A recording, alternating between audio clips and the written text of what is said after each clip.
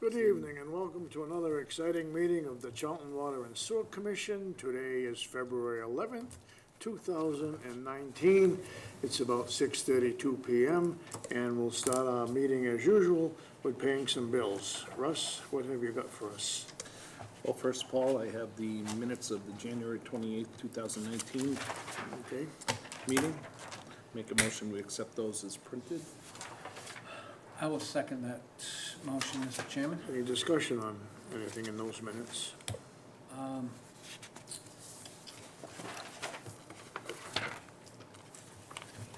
I guess I want to review this water privilege fee. Did we come to a conclusion on that?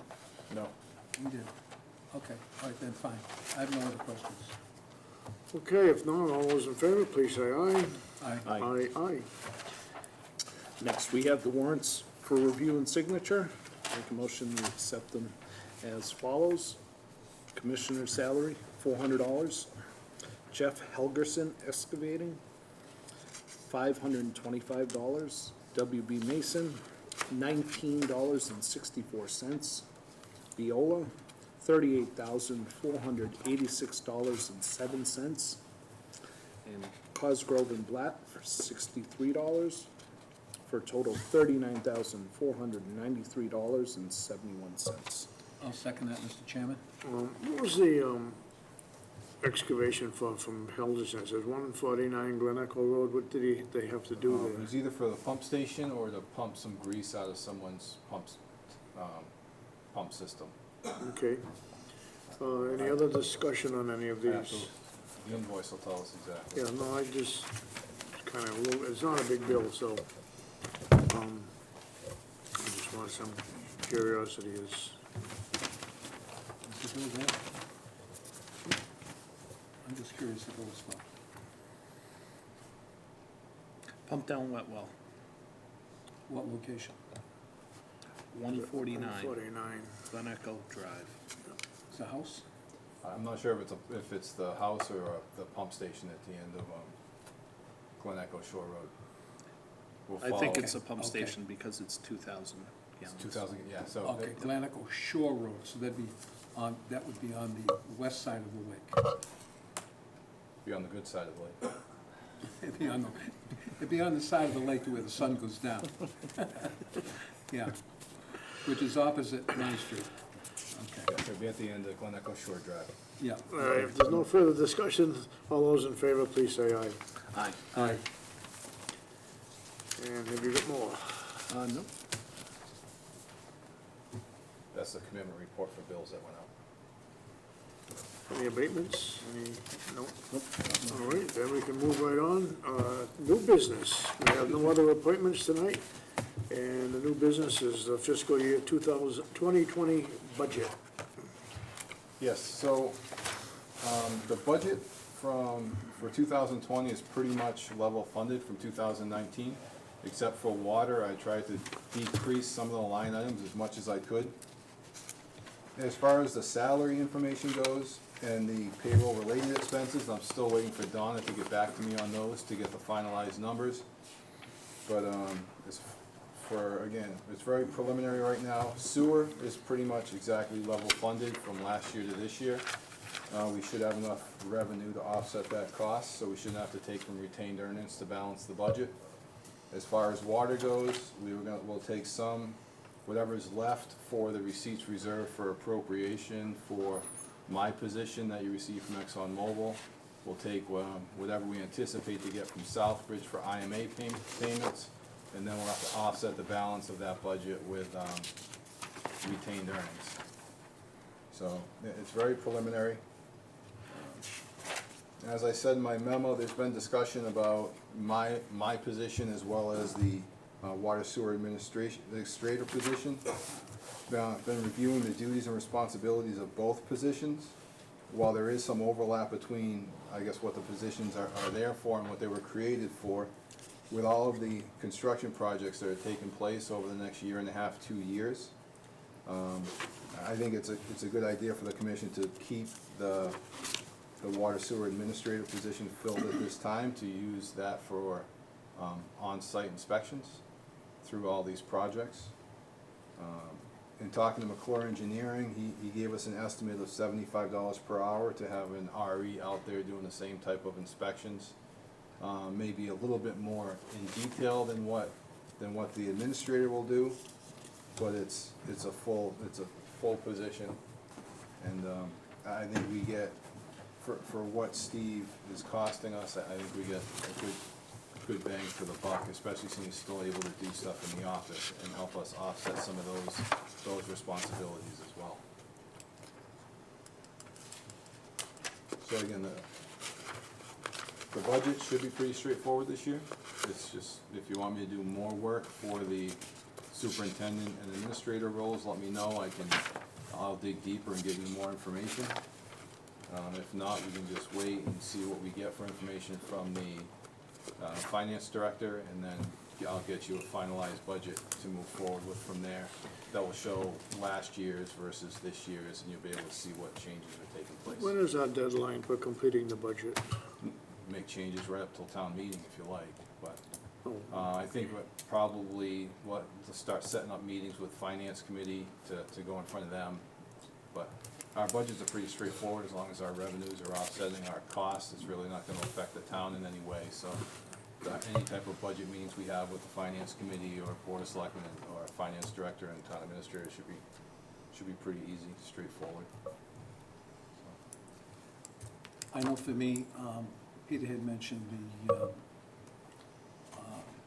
our administrator doing site work and things like this. One of the things that I believe Peter's gonna come back, or I'd like to see him come back to the commission with, is the exact cost of that position, including benefits, so that if we were to break it down by hour versus the possibility of taking that position and the items, or at least the duties that are done, and actually privatize those things as far as getting it done outside and compare how we would do. For instance, if it's a rainy day and they're not working, then we don't pay. Also, is if there's redundancy, then we don't pay.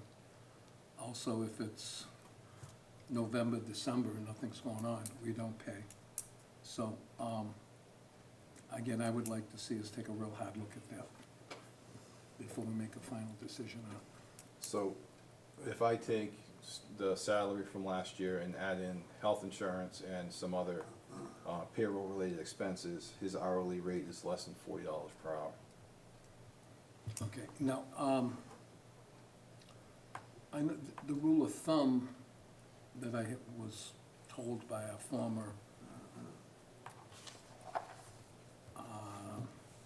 finance director, I guess, was you take the salary and multiply it times 150%. So if the salary is $50,000, then it's cost you $75,000. By the time you get done with taxes and all the benefits, I don't even know if retirement is considered in that as well, because I mean, this town of ours is upside down as far as retirement funds go. So I took all the payroll-related expenses that are broken apart, Yep. and even if you take his hourly rate times 1.5 is still less than $40 per hour, Based on 40 hours. or based on per hour. If you take his hourly rate times Correct. 1.5, And yes, that seems like a bargain, but we're committed to 40 hours a week on that individual.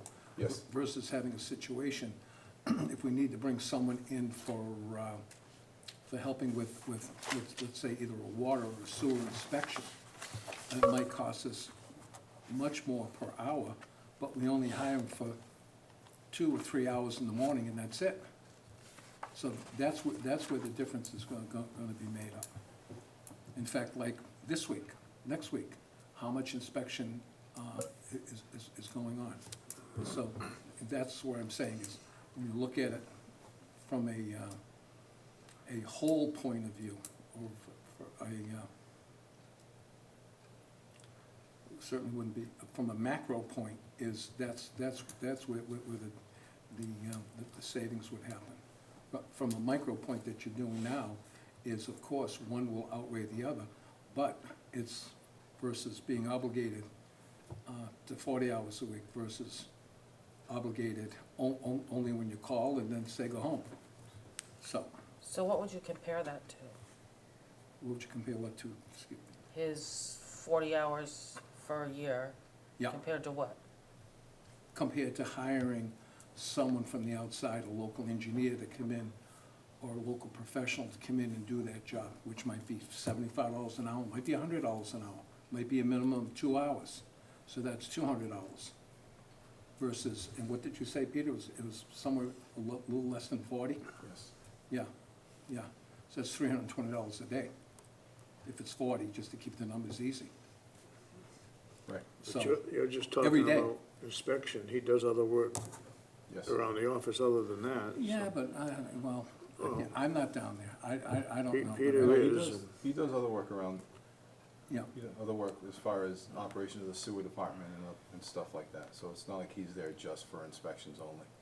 And I think if you're gonna, I'll put together some hours and I'll assume, you have to assume an RE at a minimum of 6 hours per day, because you're not gonna just do inspections in the morning or at night. You want them to kinda hit all these projects at a random time so that the contractors don't know when you're gonna show up, so they don't know when to plan of when they should be doing stuff correctly. all right, I guess and I guess we would have to take a hard look at everybody's duties and see, you know, what's being overlapped right now, because there's gotta be something that's being overlapped. Yeah. All I'm making the point this evening is we need to, in my opinion, we need to take a closer look at it.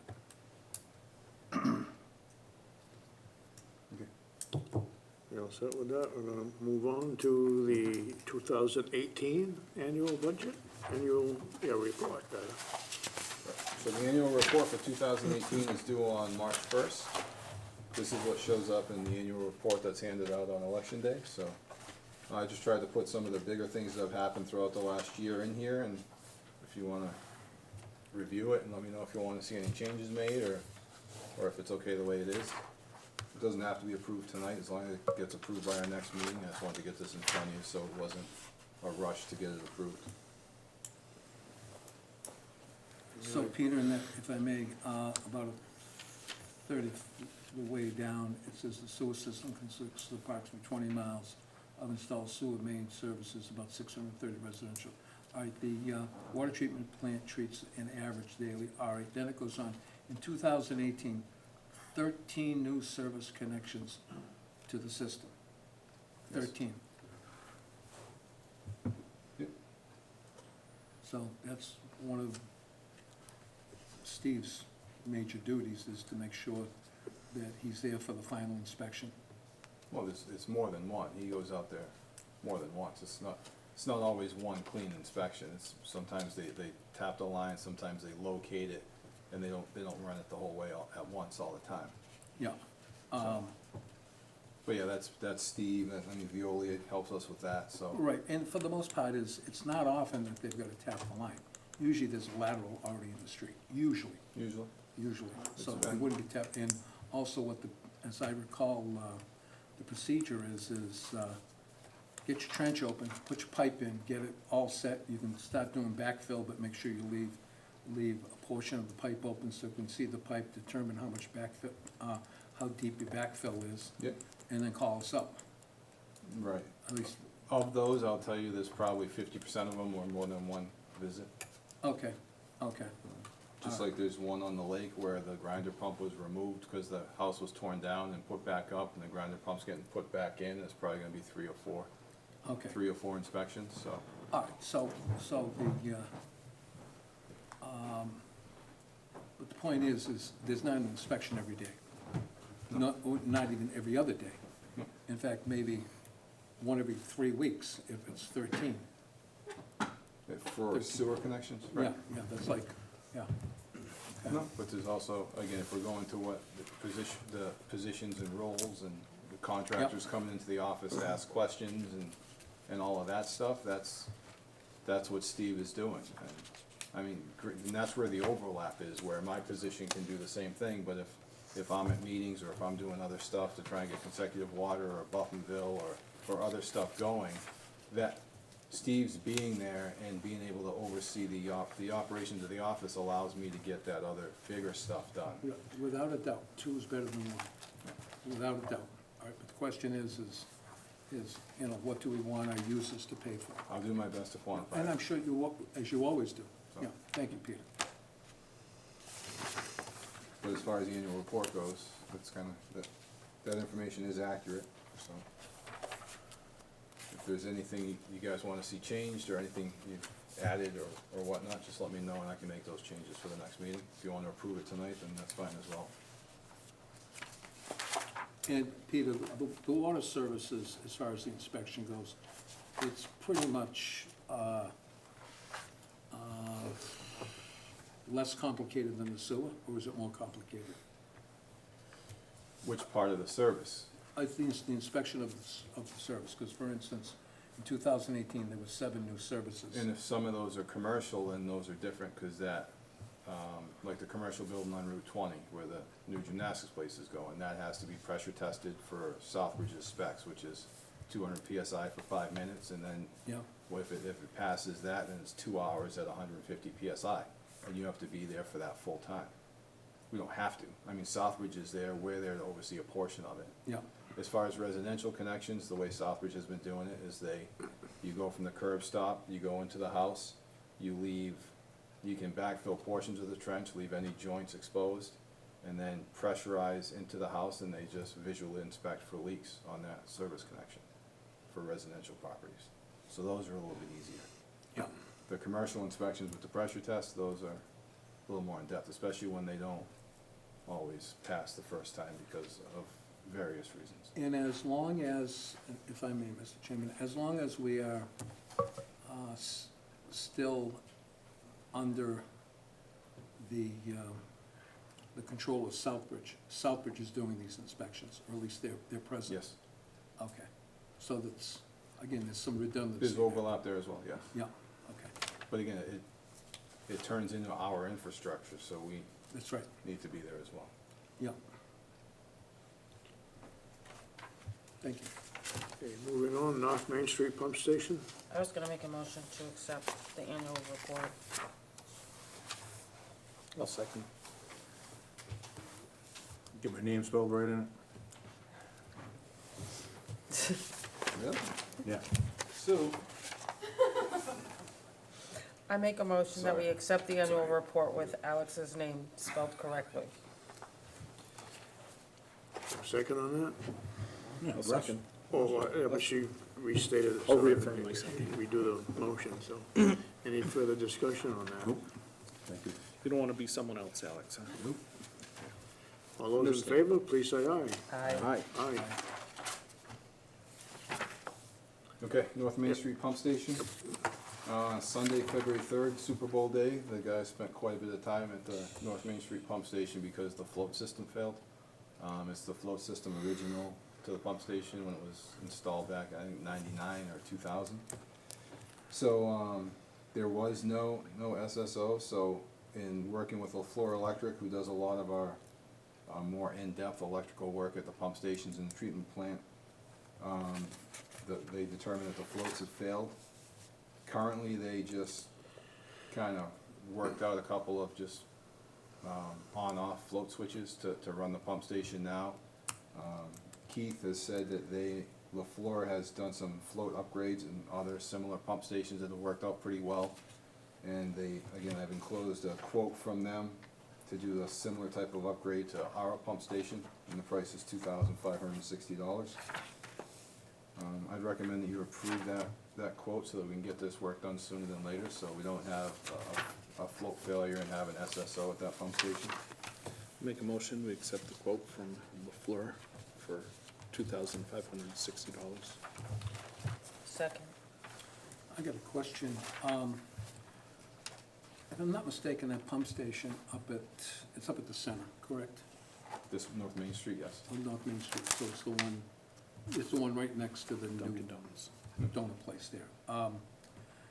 I believe that pump station is identical to the one that we replaced down on Muggett Hill Road Yes. when we had the flood. Well, they were identical until you replaced it. Yeah, they Yeah. were, right. Yep. So were any parts stripped out of that one? Not that I'm aware of.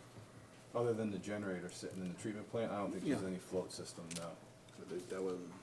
Doesn't sound, I think Joe, again, doesn't sound like Jody. Jody tends to, whatever he said, you know, could put aside. Veolia put aside. hasn't said that they're tripping over a float system for one of And those they pump didn't stations. look for it either. The pump, the Again, treatment plant's not I that know it's big. crazy, but No. 2,500 they- bucks? I don't know. Do you think it's worthwhile? Once you take it out and it sits around, Oh, Do I really? think it's worthwhile? Yes, I do. Just take a look. Oh, to look, No. no, I think Just to, replace to, it. to try and jury rig something with 20-year-old parts that are already there, you're asking for trouble. Sorry for being old. No, I But, get you know, it. you just, hey, who cares? Let's just spend the 2,500 It's- bucks. I think you have to kind of balance that with what you're exposing yourself by using used parts and what it can cause you for problems versus to save $2,500 isn't worth it, at least in my mind. no, if you're gonna get 20 years out of it, I think that's, but to answer your question, what was in the Muggett Hill pump station? I mean, I remember working on that myself many That's right. times. And I would not reuse that, even if it was around, which I doubt it is, because Yeah. when they came in and did that pump station, I'm sure they took and just threw it away. I don't think so, but You anyways. don't think so? I don't know, that didn't sound like what Jody would do. Again, not a big deal. Again, it's, Okay, we got a Just motion on make- the floor and a Could be second. right, I Any mean, further but- discussion on this? I'd just say, Yeah, if but finish your it were a discussion. situation where you needed it for a day, it's a different story than putting it back into service with it. Yep. Yeah, You know what I mean?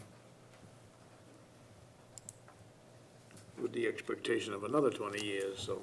the other one we had understand. Or 10 years even, on it. even a less. week. I mean, I Yeah. don't think you do it, because then you're back in, 2 weeks later, you're putting in $500 in labor, $1,000 in labor to. Okay, motion on the floor and a second, and any other discussion? If not, all those in favor to spend the $2,500 for the float replacement, please say aye. Aye. Aye, Nay, okay. And then I also just noted that there's 2 other pump stations, same vintage, same everything, one on Old Worcester Road and one on Vine Street, so We get a discount if we buy 3 at one time? I didn't ask, I don't think so. Unfortunately, no. Vacation request. Yes, so I'd like to request the following time off. again? Yes, March, I would like to go from March 18th to March 20th, just change what's going on there. Only use 3 days, and then May 13th through the 17th for that full week. These dates fall in weeks without meetings, so I won't be missing any of those.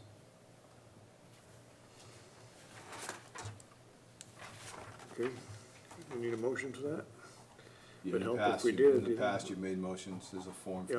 you to be signed by the department head approving the vacation request.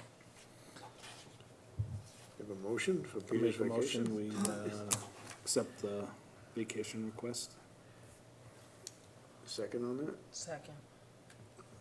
Any other discussion on that? Not all those in favor, please say aye. Aye. Aye. Aye. Okay, I guess that was unanimous this Thank time. you. Enjoy. Industrial user permit. Yes, so we talked about this the last meeting, and one of the main questions is, what do we have for authority to go onto the customer's property and do any type of inspection or grab sample and stuff like that? Chapter 165, Article 4, so 165, Section 39B, says all industries discharging a public sewer shall perform such monitoring of the discharges as the board and other duly authorized employees of the town may reasonably require, including installation and maintenance of monitoring equipment, keeping records. And there's also 165, Section 48, or 47 is permission for inspection, which says the board and other duly authorized representatives of the board bearing proper credentials and identification shall be permitted to enter at reasonable times without prior notification all residential, business, commercial, and industrial properties for the purpose of inspection, observation, measurement, repair, maintenance, sampling, and testing in accordance with this bylaw. So our current bylaws authorize us to do what we need to, if the user does not. Again, I'm thinking this is more of a user-friendly program in that we can do a cover letter explaining what we're trying to do and send out these discharge permit applications to, again, to non-residential users. We can classify them as commercial and industrial as we get them back when we learn more about what type of flow they have. And then after that, we can reach out to, we can prioritize them and then reach out to the ones who are of higher priority that we want to start a sampling routine for. So I tried to copy some of the more important sections of our sewer use bylaw. Right in the bylaws, it says there's 3 classes of connection permits: residential, business, commercial, and industrial. So the permit application I broke down to types of use of commercial or industrial. And then, like I said, as we get these permit applications back, we can rank them and then prioritize which ones we want to start doing further inspections and possibly sampling on. Have these been sent out yet? No, I'm waiting for your approval. So it's pretty much in, if I may, in chapter, or section 165-47, Yes. that authorize representatives of the board, which either the board or the people who work for us, as long as they show proper identification, shall be permitted to enter at reasonable times Yes. without prior notification. So it's pretty much right there.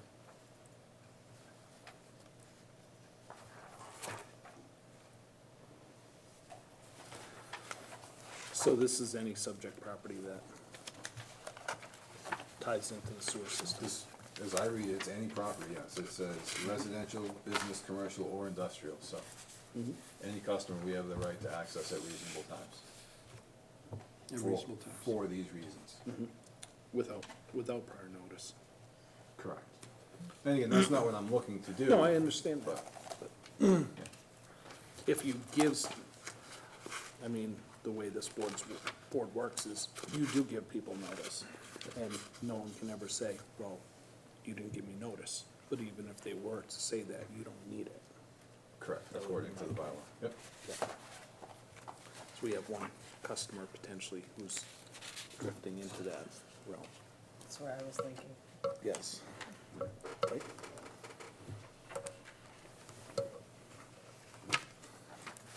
Yeah, what is it?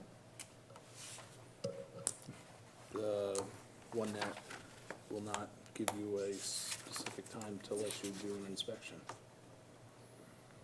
That has been very busy. You know, I can't remember Sorry. the address. Oh, yes. Okay, yes. Gotcha. The end of Sunset. Anybody gonna make a motion or anything? So you need a motion to approve Permit application. I make a motion to approve the permit application as displayed. Second. Any other discussion on this? If not, all those in favor, please say aye. Aye. Aye. Aye. Abstain?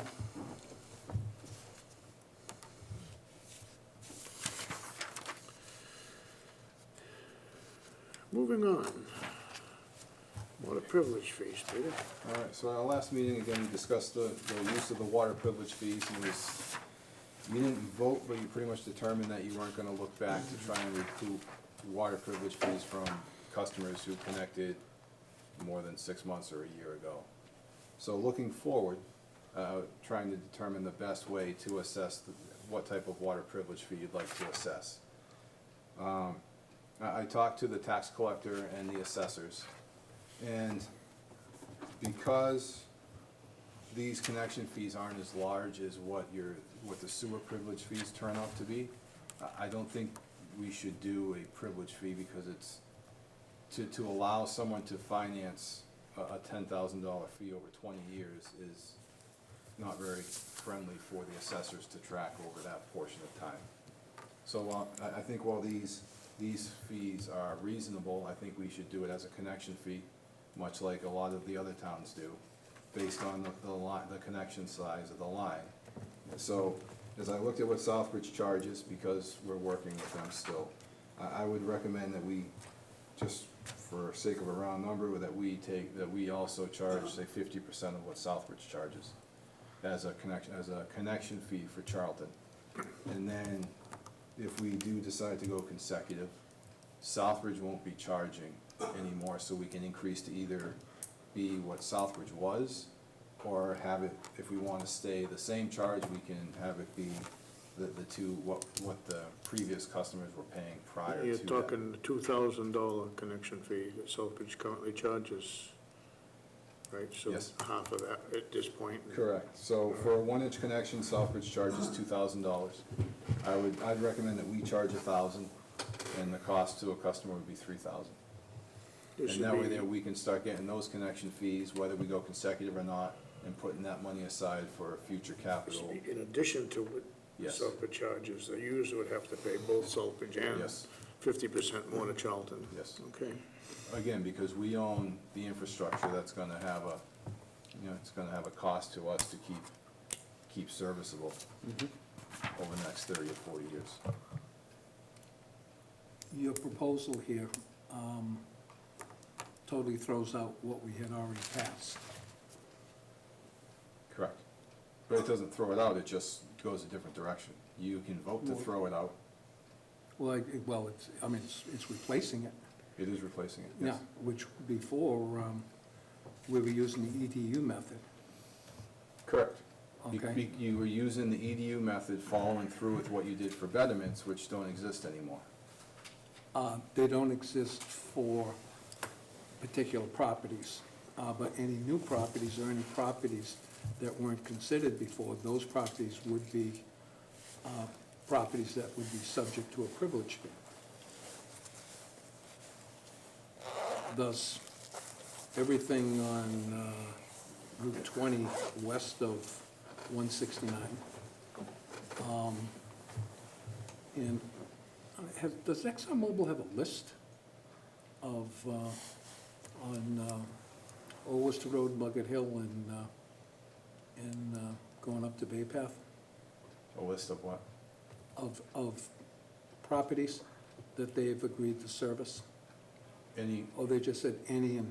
and they have a time frame. Anybody who wants to connect has a window of, I believe it's 1 year from the completion of construction, Okay, to let them know they want to connect. okay, so on vacant property to where those have not connected as of yet, or during the time period of ExxonMobil, and that time expires, then what happens? Then the then the property owner would have to pay to make the connection Would have to pay what? for the construction cost. The construction cost of what it costs to put the line in all the way down Old Worcester Road or Mugget Hill or No, Oxley Road? the cost to connect to the stub that's on their property line. So the town wouldn't be collecting anything for that? Right now, no. Because you're not charging any of the other neighbors that are getting connected a privilege fee. So that's But why, that- that's why the privilege fee is very, No. it is sticky and a mess, because you haven't assessed any yet. And to, where there's no, No, where there's no debt or no betterment, it just seems cleaner, as I looked at it, to do a straight connection fee for all the connections and just keep it that way, instead of saying, well, you connected prior to this and you're in this portion of town, so you don't pay a privilege fee, but you're over here and you didn't connect at the right time, so you have to pay a privilege fee. And then this person's over here and they're in a completely different set of circumstances, so they pay something completely different. This way here, it's straightforward. I think we can track it, we can use it, and it will keep you safe from being challenged. The privilege fees that were charged. There were no privilege fees charged. You voted a privilege fee, but there Then is, why did I get a check in the mail? those are If the- betterments. Betterments, okay. Okay. And betterments privilege fees, one is from birth to 6 months old, that's a betterment. After 6 months old, it's a privilege fee. They're one and the same. One and the same. Now, when the town came up with the privilege fees, the betterments, every one of the properties were bettered along the loop. Then through negotiations, it was decided that monies from the benefit from ExxonMobil would go to pay for all of those fees that were charged. So that's how they get taken off of the rolls. For instance, there are betterments for water that haven't been taken off of some of the properties because they weren't within that selected area. I believe there are no more water betterments. All the debt is paid off, there are no more betterments existing, whether you were part of the school loop or any loop. So the betterments were assessed where there was debt. And this is where it gets confusing, is there was debt on certain portions of that water line that got activated. And there were certain portions of that debt on that water line that are still dry. So that's why you did not do 100% betterment, you only did 50% because the project debt was not completed yet because all of that water line was not activated. So I believe there are no more betterments currently active on any properties on any water line in town. So now to start saying, and break it apart as which part of the phase of construction they were in, I don't think is the best way to go. And especially trying to charge a privilege fee when what it was based on doesn't exist anymore. I just think this is a lot cleaner. And again, we can go whichever way the board decides, but in looking at how other towns do it, this seems to be pretty standard across, I'm gonna say the 8 towns that we surveyed, all went by line size. How about for new construction? They go by line size on new construction? Yes.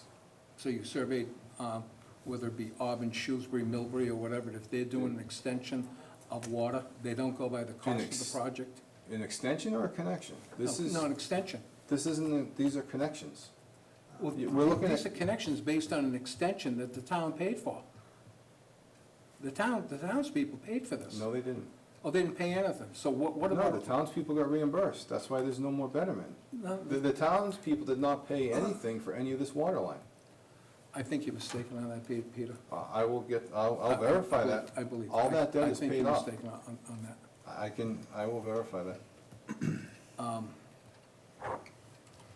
I know Exxon, it was, again, it was a mucky mess, all right, but I believe what it was that anything to where there was the contamination is all of those were to be taken off.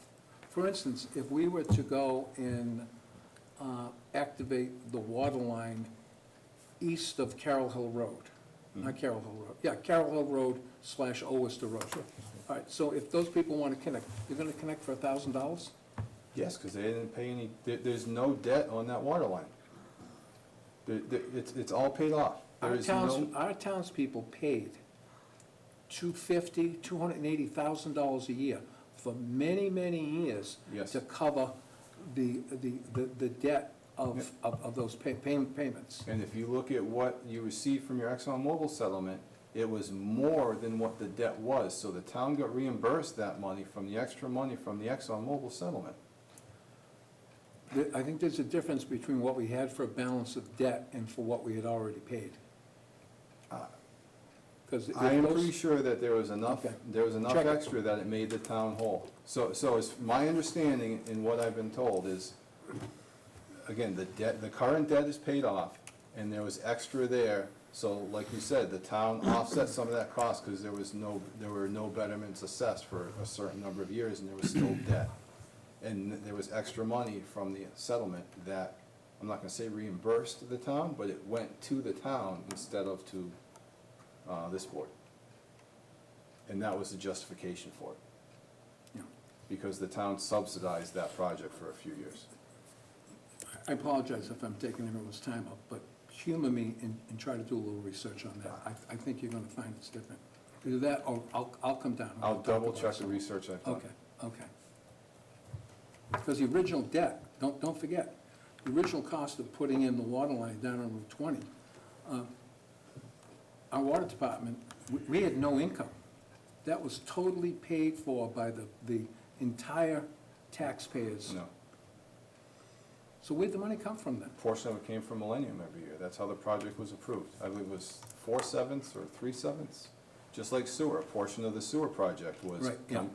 the same with water.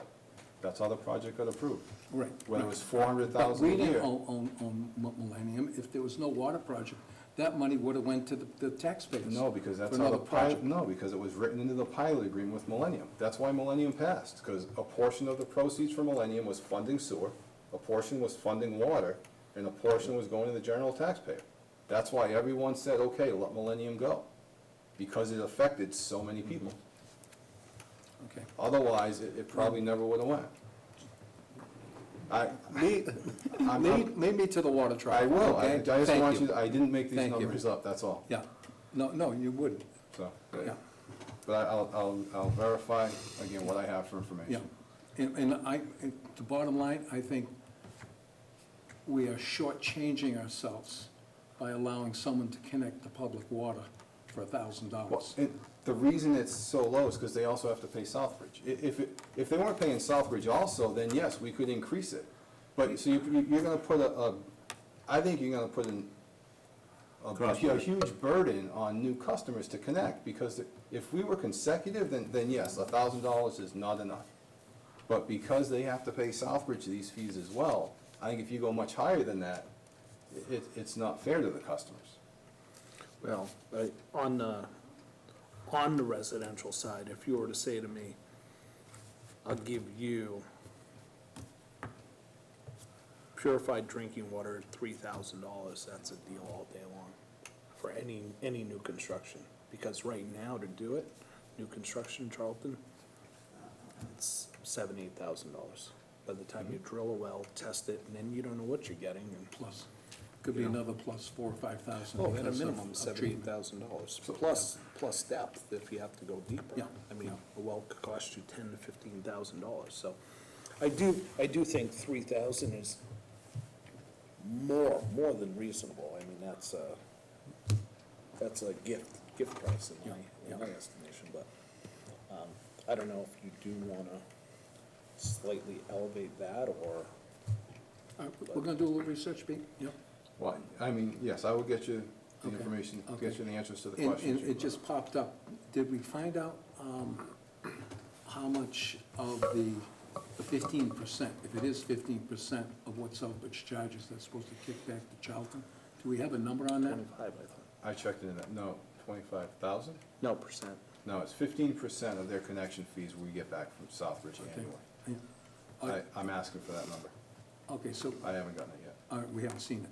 We've received payment for the calculation of their revenue.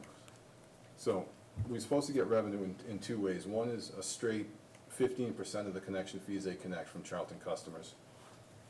The second way we get revenue is you take the revenue of Charlton customers and you figure out what percentage that is of their total revenue they collect. And that, in the past couple of years, has been right around 10%. You take that 10% and you apply it to what they have for retained earnings, and we get that payment. That payment's been presented to you, because we just got that in November. And that was, that whole process and all those numbers and figures were presented to you, I think, November, December. I asked Heather about the connection permit money, and I'm waiting to hear back from her.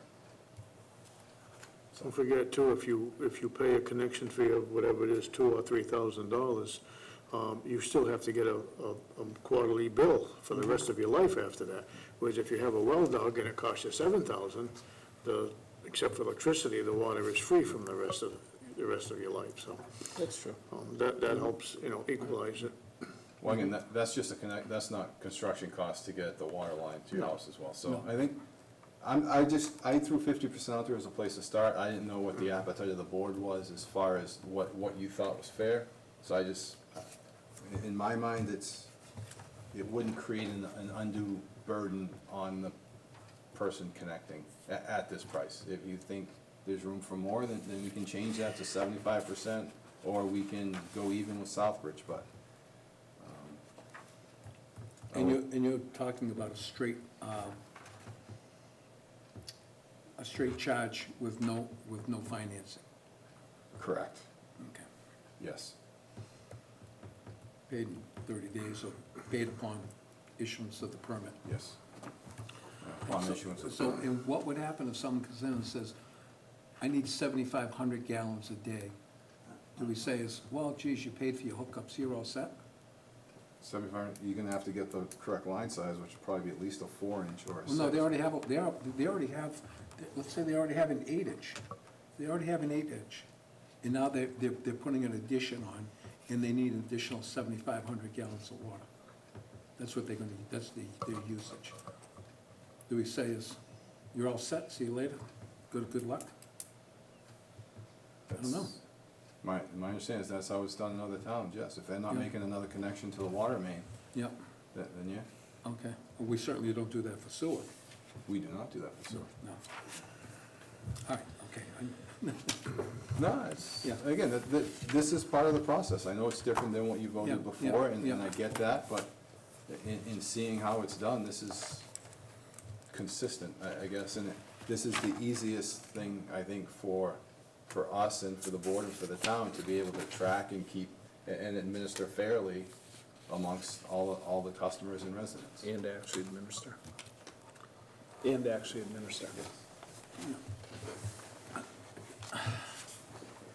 want to be as fair as possible, especially to the applicant. But the thing is I also want to make sure that if there's an opportunity for income, is that we be as reasonable as possible, but take advantage of it. Thank you. Consecutive water supply. So again, as I discussed in our last meeting, we met with the Abrahams Group in Southbridge about getting a proposal from them to take us through the exercise of seeing if he can work with Southbridge's numbers and our numbers to try and get us to be financially feasible. I received a proposal from him this morning. Unfortunately, it's over $10,000, so I have to get 2 more prices to make sure that we don't break any procurement laws. So I'm gonna have to take his scope of work and reach out to a couple other people and get some prices before we can discuss awarding it to anybody. If we were to become a consecutive water system tomorrow, Okay. what more, or are you all set to handle our end of it, or do you need more permits and other things? You know, where do you stand with We would the have to situation? clean up some paperwork in some of our programs with DEP, as far as our meter replacement program, water conservation program, all that stuff. Probably clean up some of our construction standards and bylaws to give us some more stuff that we might need to protect ourselves. And other than that, change some of the MXU boxes on their meters and just kind of put everything in place. And then also hire somebody to operate the system for us. And that would be Veolia, would they have That's gonna be capability of another that? call, that's gonna be another call to the IG's office to see if they'd allow us to piggyback on Veolia's Yeah. current agreement and alter it and extend it to cover this, or if we'd have to put this out to bid also. Oh, okay. So I haven't made that call yet, because I was just trying to get this other stuff done. Well, if we're hiring out to some other company, or Veolia, it doesn't matter whom, I guess, where do you come in to fit into the equation of what would you do underneath the guidance, I guess, of We don't oversee it, just like you oversee the sewer operations. You Okay. oversee whether it's Whitewater, whether it's Wood and Curran, whether it's Veolia. Just oversee and be the liaison between the commission and the operator, and just oversee the day-to-day operations and the budget and all the other stuff. And they would actually do the operations of the system. Okay, and you have that capability now, so, all right. What level operator would we need? I believe it's gonna be a grade 2 distribution. And you have a grade 2 right now? I have a grade 4 operator in training. You have grade 4, 2 steps above. I do.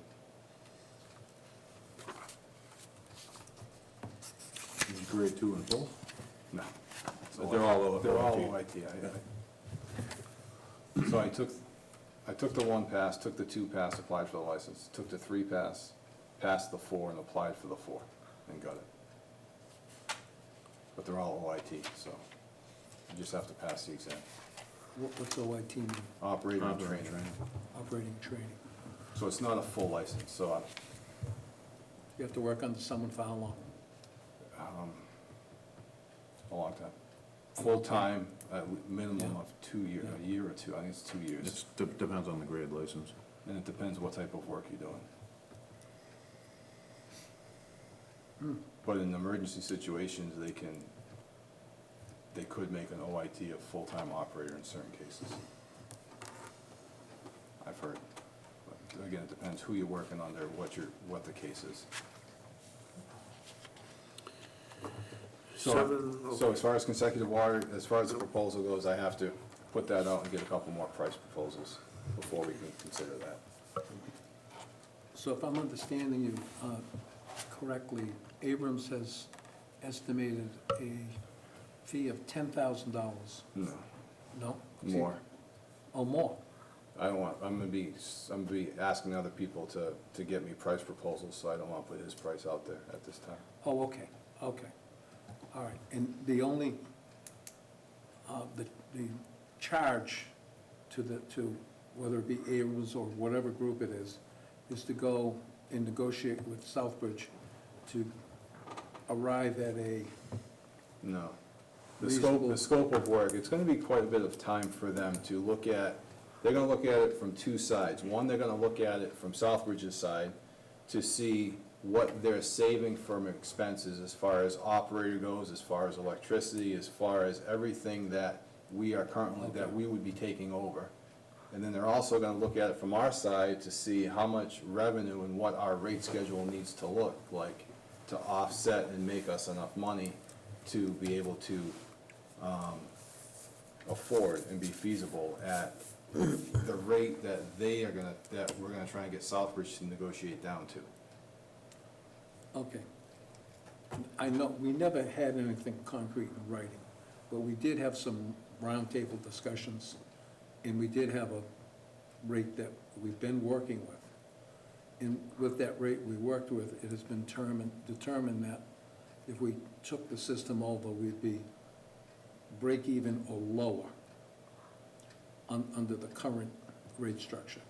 No, No? What was we determined? won't break even. The Abrahams Group has done that study, and we showed you that, where, Yeah, right, but after 3 years or 4 years, no, it never got us to even, really? I thought it did, okay. no. No, again, there was some costs that we missed, that I missed, was like, electricity for the pump station is Yep. $25,000 a year. So that cost was an oversight. So you add that in there, and all of a sudden, we were financially feasible by maybe $5,000. Okay, But the operation expenses isn't that great. The revenue's not, it's not a huge number. It's not $2 million in revenue, it's $400,000. So when you take and you look at what we were making, that $20,000, that $25,000 miss for electricity was a big percentage and a big jump that it takes a lot to offset. Because we only have, right now, say 220 customers. After Berry Corner Road and the Overlook come on, we're gonna have 300 customers. So we're gonna go from 200 customers at 100,000 gallons per day to say 300 customers, approximately 200,000 gallons per day. And once the school loop is on, that's gonna add, best estimates right now are another 100 customers, so we'll be up to 400 customers, possibly up to 250,000 gallons per day, 260. So it sounds like we're growing to be large enough, but because every gallon of water we buy costs us a certain amount from Southbridge, the more gallons don't necessarily generate that much more revenue. The new customer does, because that quarterly billing charge is what we get to keep. But it's still not enough to offset, because as our budget grows, our indirect cost grows, and everything else kind of, it just, as everything grows with more customers, the cost to operate keeps growing as well. So everything's kind of climbing at the same rate right now.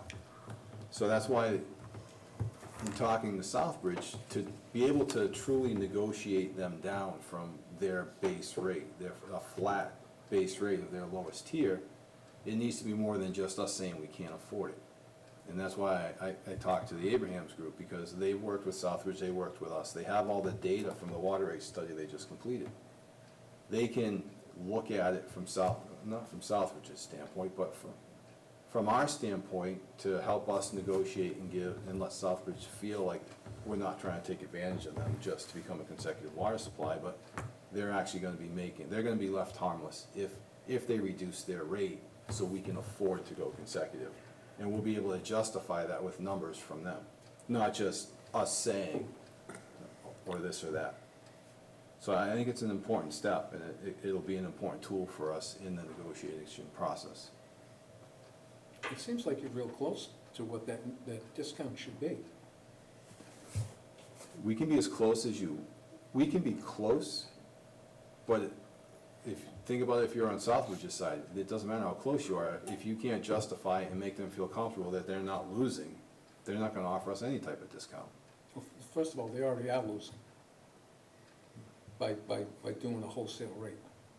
The question is, as you're pointing out, is what is their cost currently for being in this town? By going consecutive, they no longer have to be in this town. The only thing that has to be in this town is the water that transfers down at Snake Hill Road. And that they're done and over with as far as the cost here in this town. So it would be a matter of determining what it costs them to come here with a daily or weekly basis that they're here now. And Electricity, it's not that simple. There's more components to it, that I think the better the package we put together, the more research we do on it, and the more information we have, the more likely we're gonna be able to make this work.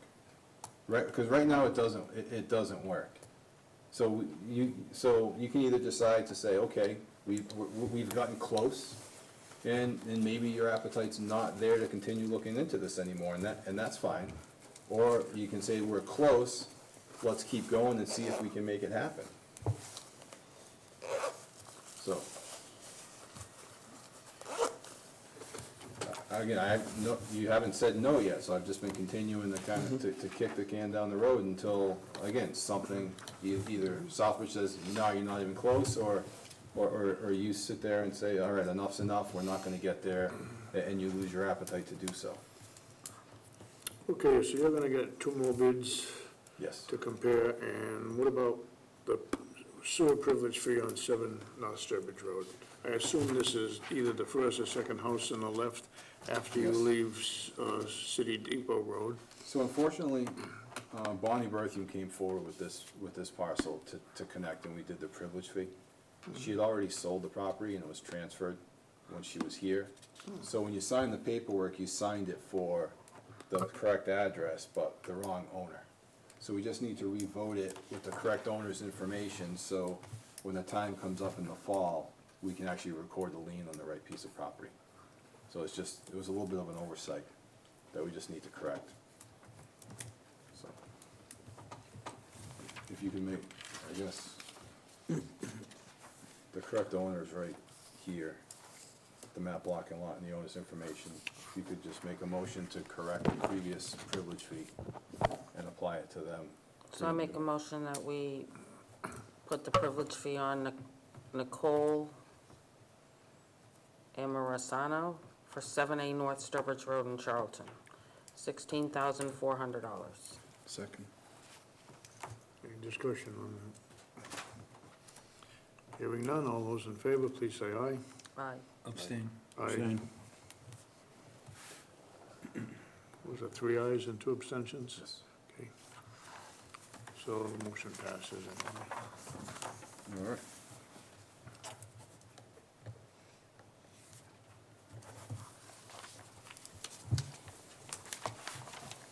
Superintendent report? Okay, so Sue and I went to an open meeting seminar last week, and some of it, they focused a lot on agendas and how specific they want the agenda to be. So as I used to do the superintendent report and just do no information with it, they now want you to identify anything that's gonna be discussed in the superintendent report also. I'm not You saying- abstained, Yeah. and you abstained. So rather than doing a superintendent report, anything I'm gonna itemize, I'm just gonna, in the future, put it under old business or new business, and it will be discussed that way. Just so you don't think that I'm just not doing a superintendent report anymore moving forward. This one I left just so we can kind of keep it as is, and I could kind of explain that, but. Absurd.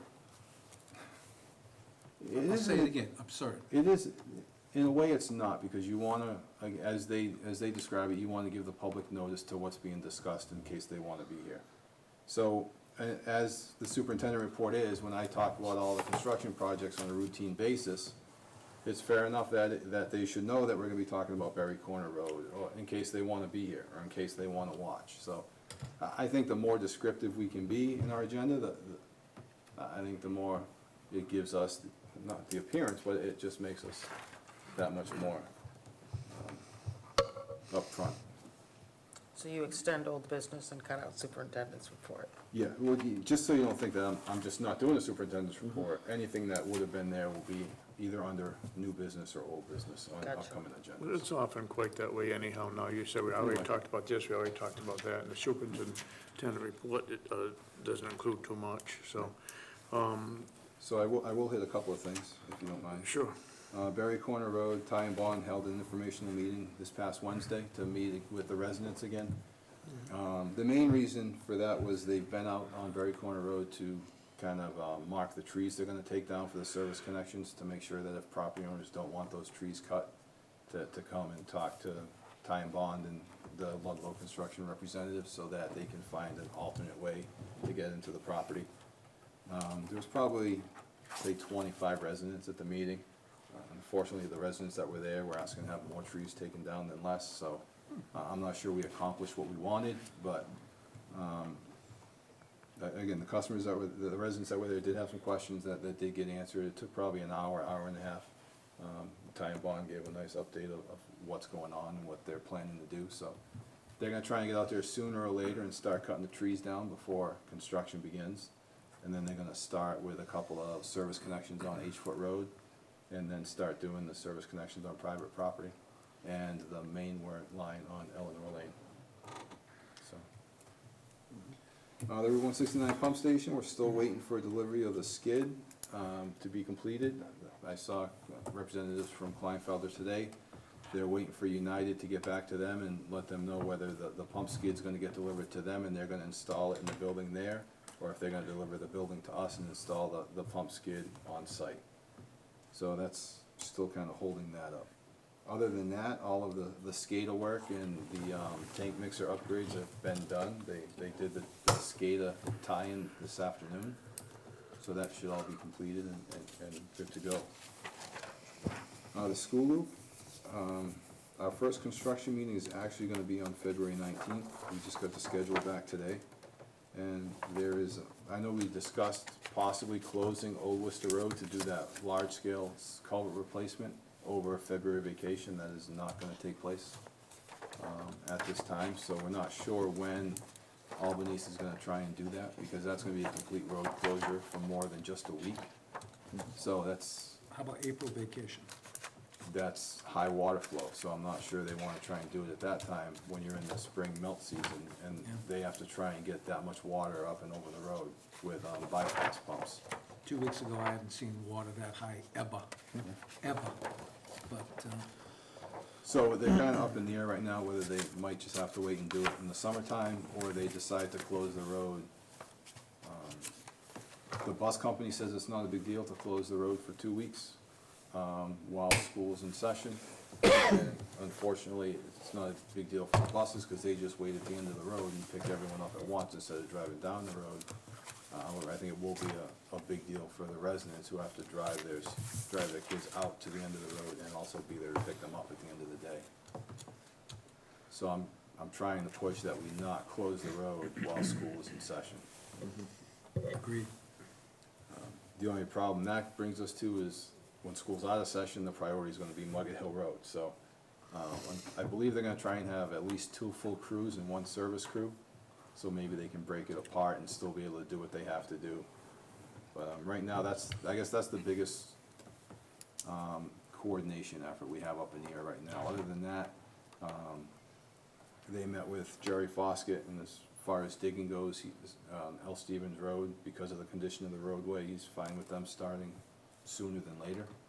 So they might be up there digging by the beginning of March. And then on Old Worcester Road, they'll probably have to wait until the asphalt plants are open and they can, do a little bit of a nicer job there. But because L. Stevens Road is all ledge anyways, it's gonna be slow going, and the condition of the road isn't great, and it's basically a bypass road. Jerry said he didn't have any major concerns with them working there, again, sooner than later. So, All right, so Peter, we're invited, any of us invited to this February 19th meeting?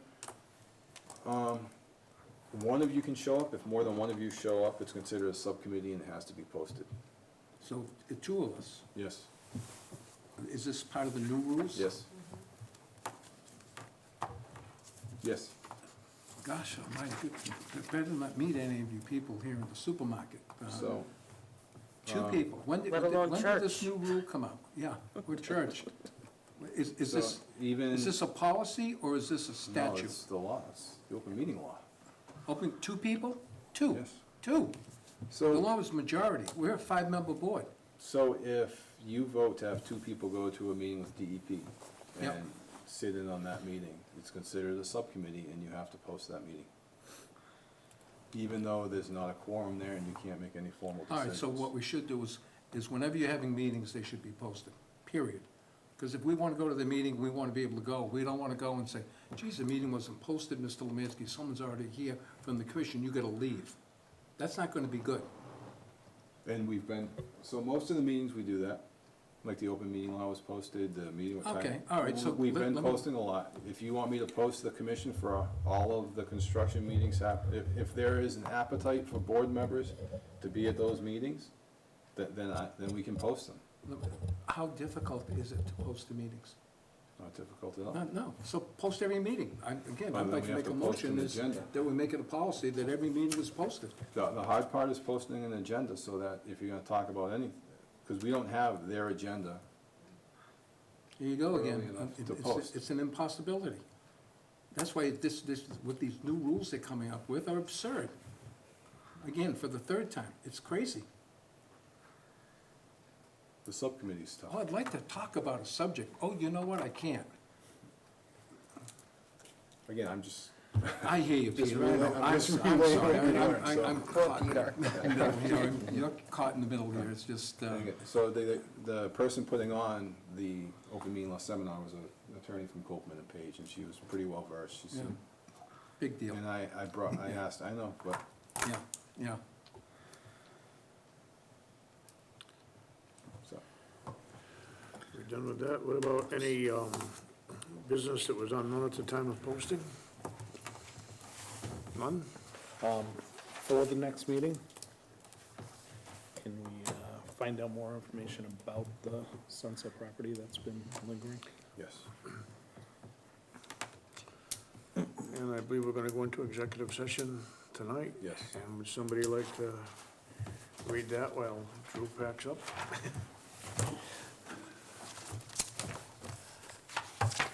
Mr. Chairman, I'd like to make a motion, we go into executive session on the Massachusetts General Law C-30A, Section 21A, number 6, to consider the purchase, exchange, lease, or value of real estate. If the chair declares that an open meeting may have a detrimental effect on negotiating position of the public body. The chair so declares. Lemansky, aye. Mackenzie, aye. Gagner, aye. Jennings, aye. Harwich Fine, aye.